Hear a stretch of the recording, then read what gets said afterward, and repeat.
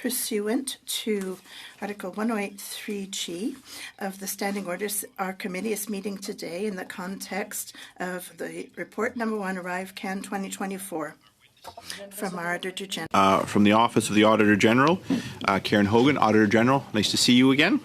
Andrew Hayes, nice to see you as well, who is the Deputy Auditor General, and Sami Hanoush, Principal.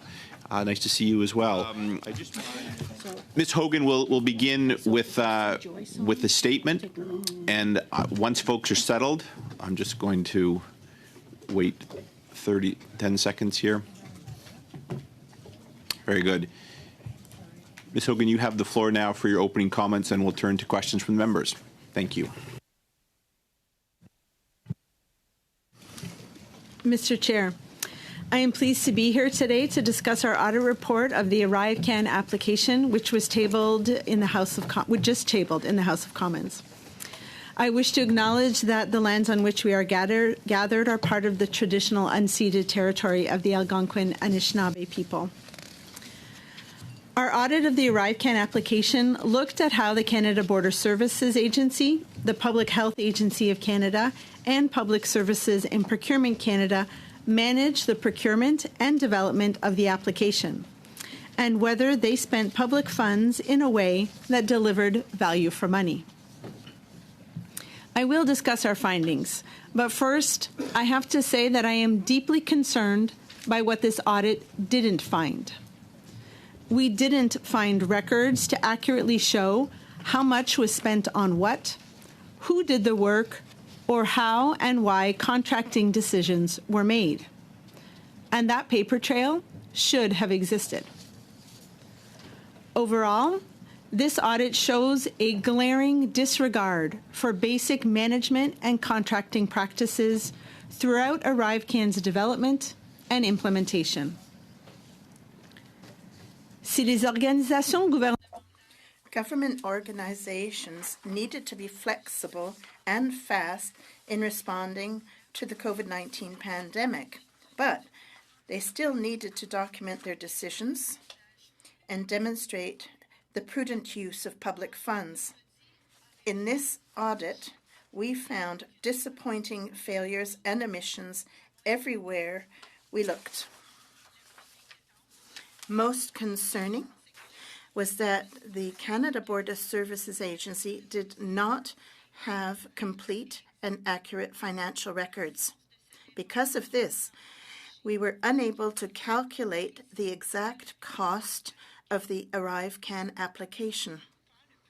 By piecing together information available, we estimated that ArriveCAN cost approximately $59.5 million.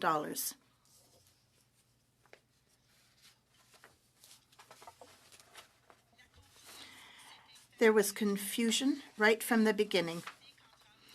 From April 2020 to July 2021, we found that the Public Health Agency of Canada and the Canada Border Services Agency did not work together to establish each agency's responsibilities for ArriveCAN.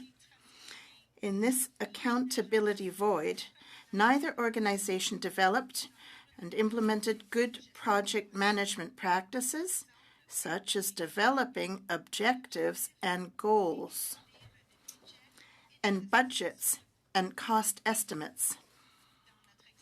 In our examination of contracting practices, we saw little documentation to support how and why the Canada Border Services Agency initially awarded GC Strategies the ArriveCAN contract through a non-competitive process.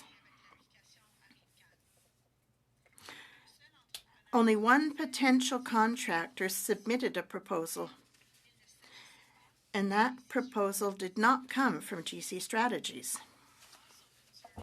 We found evidence that GC Strategies was involved in the development of requirements that were used when the agency later moved to a competitive process to award a $25 million contract for work on the ArriveCAN app. The requirements were very specific and narrow. This gave GC Strategies an advantage that other potential bidders did not have.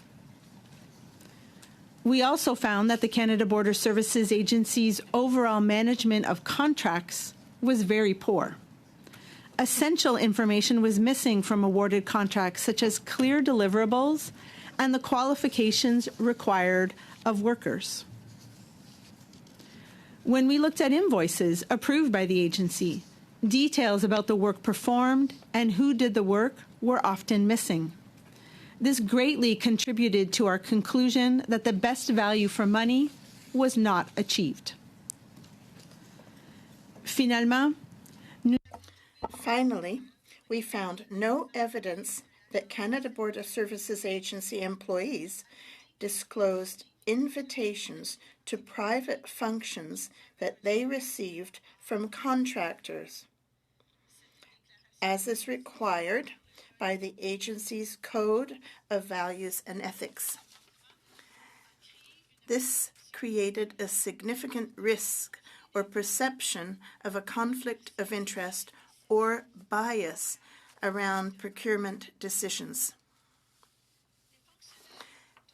Public servants must always be transparent and accountable to Canadians for their use of public funds.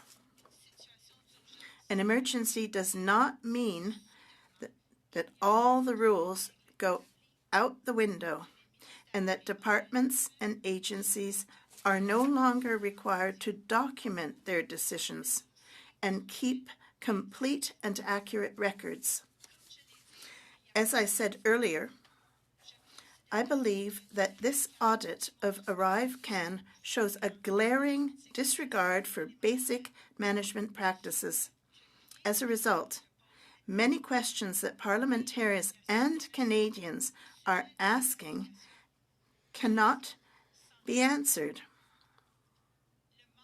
The lack of information to support ArriveCAN spending and decisions has compromised accountability. Mr. Chair, this concludes my opening statement. We would be very pleased to answer any questions the committee may have. Thank you. And thank you to you once again.